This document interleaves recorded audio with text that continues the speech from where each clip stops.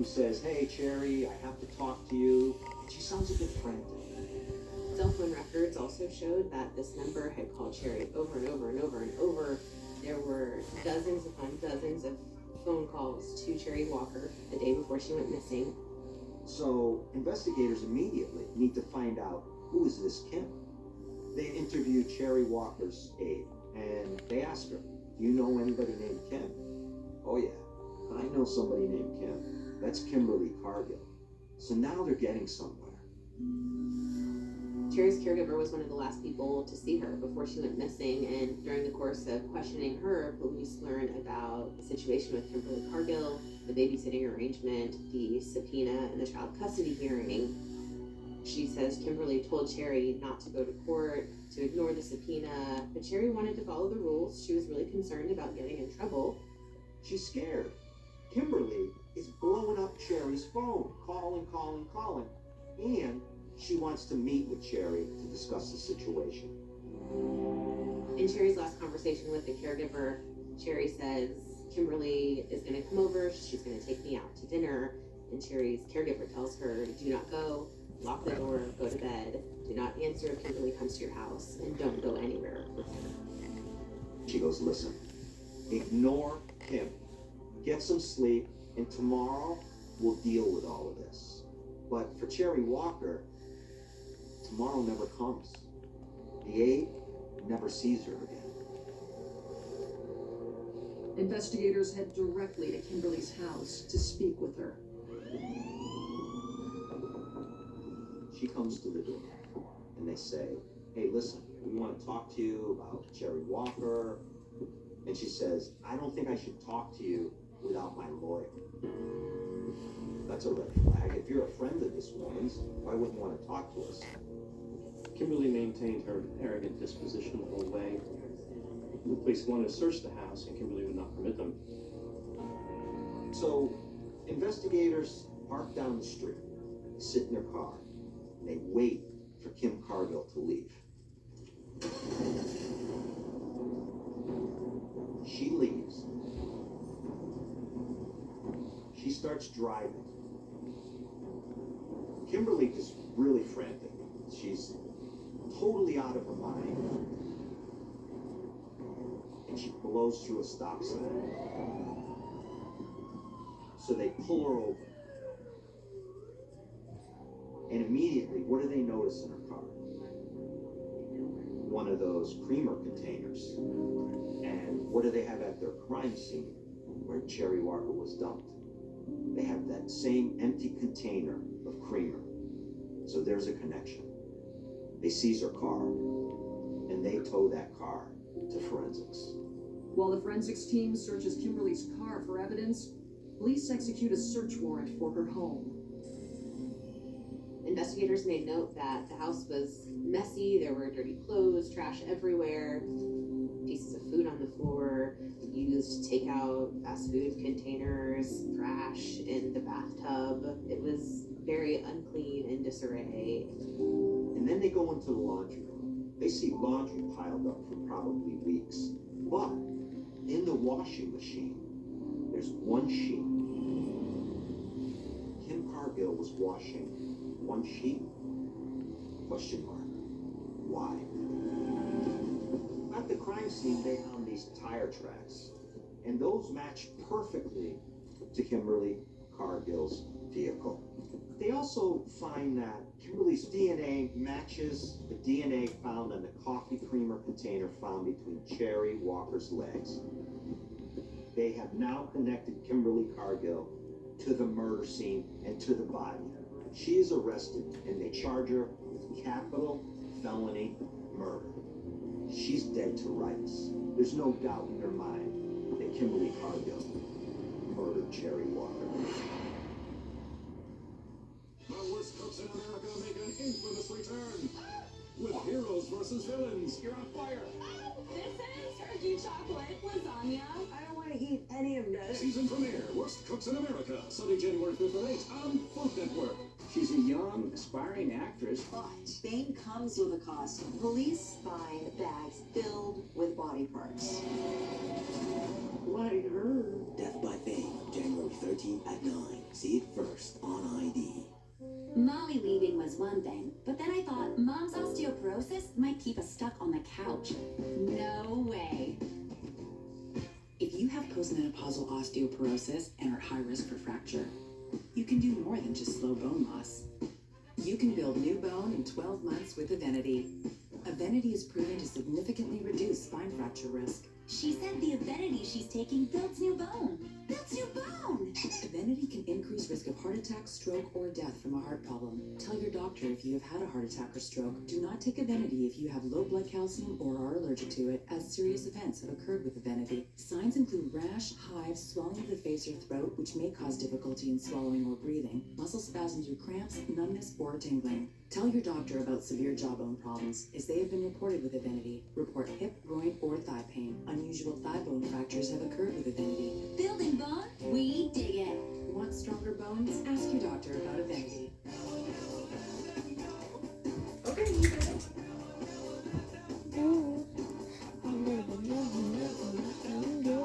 The place for pre-loved and vintage fashion. eBay. Things people love.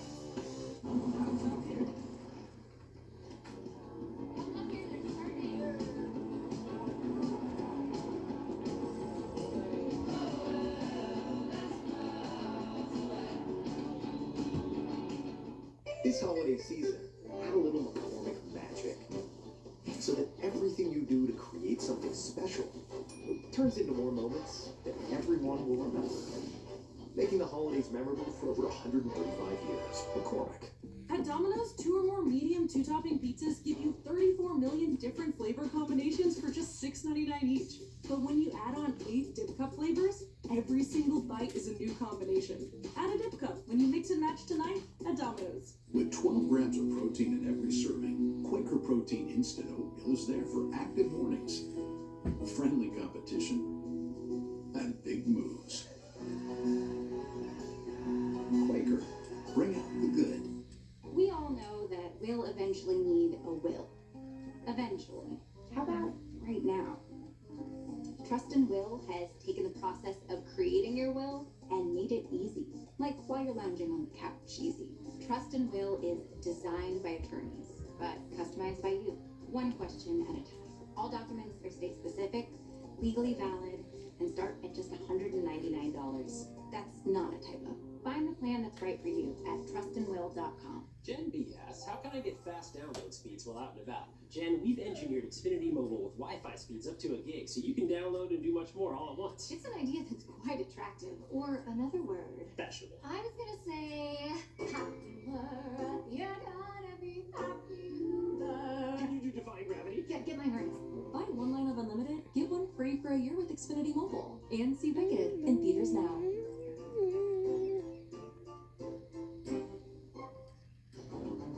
Demands are a cult. Oh, there she is. What are you hiding? Quick cut. The Curious Case of Natalia Grace, the final chapter. An ID documentary event starts Monday, January 6th at 9. Why are we so obsessed with Aaron Hernandez? I never thought I would be on the football team with one murder level on 3.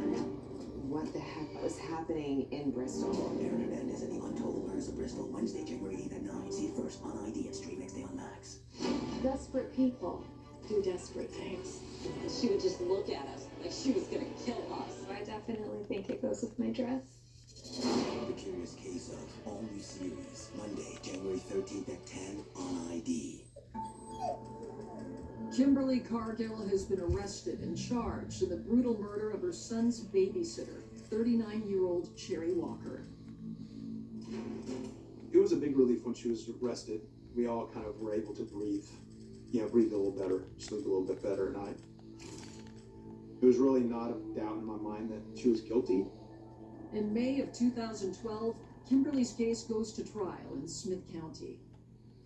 By this time, and much to Brian's relief, Kimberly has had minimal contact with her son, Jamie. As a prosecutor, I believe she killed Cherry Walker, and I wanted to get justice for Cherry. I believed in the evidence.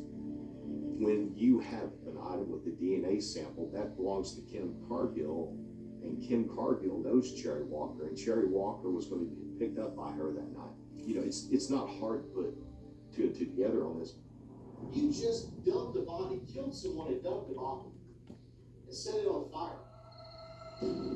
It appears that Kimberly Cargill strangled Cherry Walker inside her house, wrapped her in a sheet, took her out into that field by the road, untangled her from the sheet, poured some sort of accelerant on her, and lit her on fire to cover up forensic evidence. She killed her. She dumped her body and burned it so she wouldn't get caught. It all supports everything that common sense tells you. That Kim didn't want Cherry to testify. She didn't want her to go to that hearing because she felt like it was going to be a problem. And then all of a sudden, Cherry's dead. So, it all fits. Kimberly takes the stand in her own defense and pleads not guilty. Her defense was that she was there when Cherry Walker died, but she did not kill her. She said that she took Cherry out to dinner to talk about the whole situation. She says she's driving down the road and Cherry Walker had a seizure, and that she could not save her or revive her from it. She died. She said she drove around in a panic, dumped the body into a field, and burned it because she was afraid, even though she said she didn't kill her, she would get blamed because she tried to dispose of the body. There's a point where Kimberly's behavior kind of borders on delusional. She was extremely confident in her ability to escape responsibility, to manipulate. She thinks that the jury is going to look at this excuse and say, oh, that makes sense. Your friend dies, so you set them on fire and dump their body. Brian Cargill is called as a witness for the prosecution. When I was in court testifying on the stand, I did not want to look at her. I was aware of her, but I never really looked her in the eye. I just had no need for that. What she had done was horrible. She took someone else's life, which is hard to even really fathom. The jury quickly comes back with a verdict. The jury found the defendant, Kimberly Cargill, guilty of the offense of capital murder as charged in the indictment. The verdict came in, I felt relieved that Kim had been held accountable for what she did. Kimberly Cargill is found guilty on all counts of capital felony murder, and they vote for the death penalty. It didn't surprise me at all that she would get the death penalty. She took advantage of Cherry to that degree and then turned around and killed her. I mean, that's just outrageous. It really is outrageous. In the aftermath of the sentencing, those who knew Kimberly are left wondering how she could have committed such a heinous act. That always stuck out to me, that we had this spectrum of goodness and kindness and a sweet person crossed paths with everything that was bad, evil. Kim was someone who had no empathy for others, no feelings of regret or remorse for anything she did. Kimberly was nothing but a menace who abused Brian and abused her children. I think she is one of the most vindictive, violent female psychopaths ever. Brian Cargill should consider himself lucky, and he should count his blessings because he was sleeping with the devil. Only the devil decided not to kill him, but to kill somebody else. Even though she met a tragic end, Cherry's life will never be forgotten. When the trial concluded, there was a photo in evidence of Cherry. She was smiling. She was happy. I printed that photo. I put it in a frame. I wanted that photo in the office to remember as a prosecutor why you did it. Her father told me that I never thought lawyers or law enforcement would care about a mentally handicapped black woman.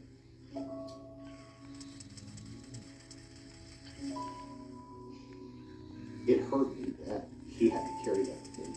It broke my heart. I was very proud that we were able to get justice for her, show him that we did care deeply for your daughter, She was a beautiful woman. We fought hard for her, and now Kim will be held accountable for what she did. As for Brian, he's moved on from the turmoil and found a silver lining in his life. You know, they say time heals all wounds. It's a cliche, but I think every single day heals a little bit more. My kids have really taught me kind of how to love, if you will. Jamie, he's doing much better now. He's a chef. He's got a good job, and he's adulting, which is what we raise him for. We live in a household of 5, my wife and I, and 3 dogs. It's great. I mean, I don't have any complaints. We're able to live life pretty stress-free and, you know, do what we want to do. And so, we're pretty good.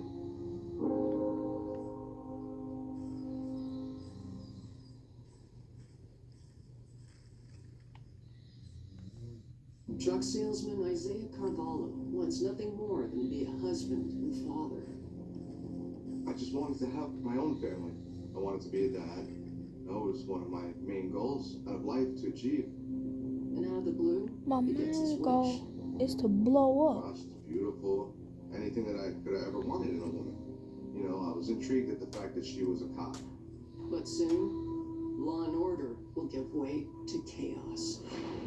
He called me, told me that they got into an argument, and she called the cops. The cops come and say, we gotta take you in. She worked in domestic violence unit, so she knew exactly how to play the system. You don't think that they're going to be keeping an eye on your text messages? What happens when the person you trust most starts gunning for you? You really need to do something about Valerie. She wants to hurt Isaiah. I'm sorry to be able to tell you that Isaiah was found. Are you kidding me?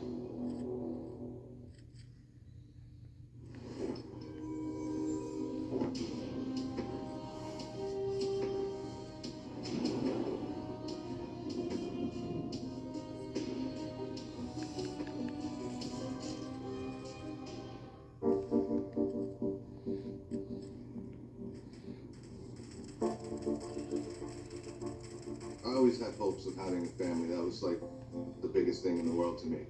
I wanted to be a dad. I wanted to be a husband, and I just wanted to have everything that, you know, a good guy would want out of life.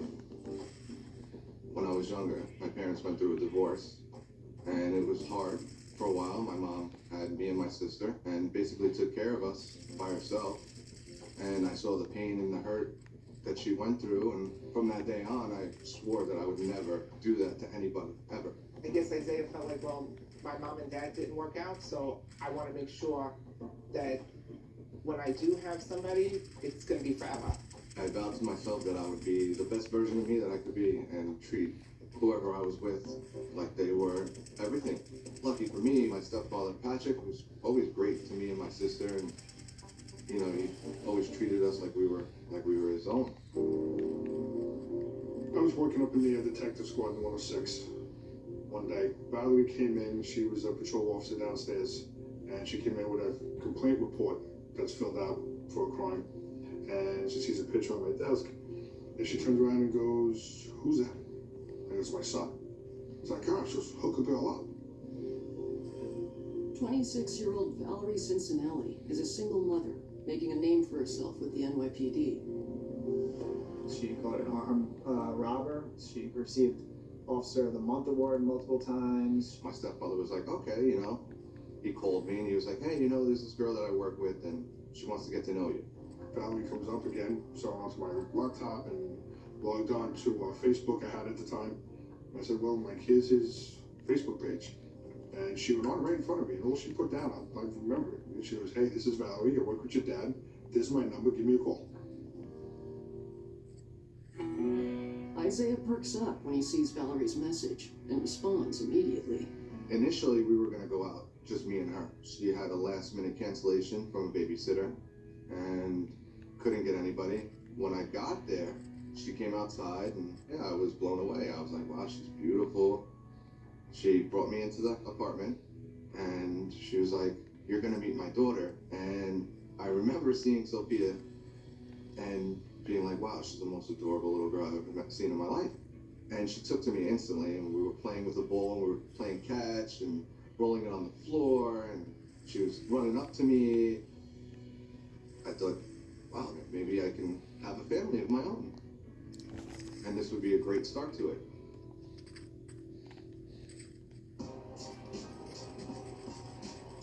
And then we set up our second date. I met her at a bar,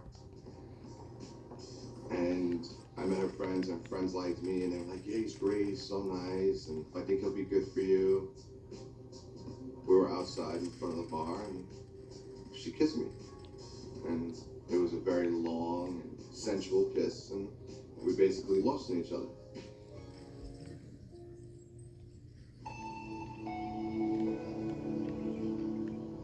Over the next few months, Isaiah and Valerie become exclusive.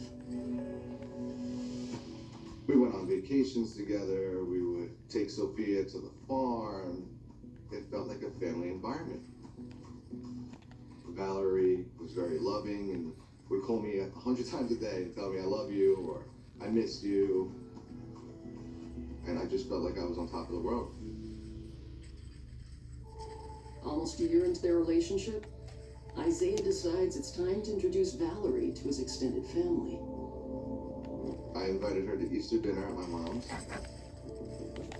He goes, I think I really love her, Ma. You know, this is great. I found the perfect person. And I'm like, I'm happy for you. I think that's great. Don't rush into this. And he's like, no, I know. But, Ma, I'm telling you, this is it. When we arrived, Valerie, instantly, you could tell that there was something off. Isaiah was very close with his cousin, Christina. My cousin would watch us when my mom was working, me and my sister. I was very close to this cousin. She was kind of like a second mom to me. Any girl that Isaiah has ever dated, he's always said, just wait until you meet my cousin. She's the one you've got to get past because she's kind of hard to please. Valerie didn't like that when it came time to meeting her. She was very polite. Valerie didn't say anything to Christina. She totally ignored her. I'm standing in the kitchen and I'm preparing things and making stuff. And all of a sudden, Christina comes into the kitchen and she turns around and she goes, are you kidding me?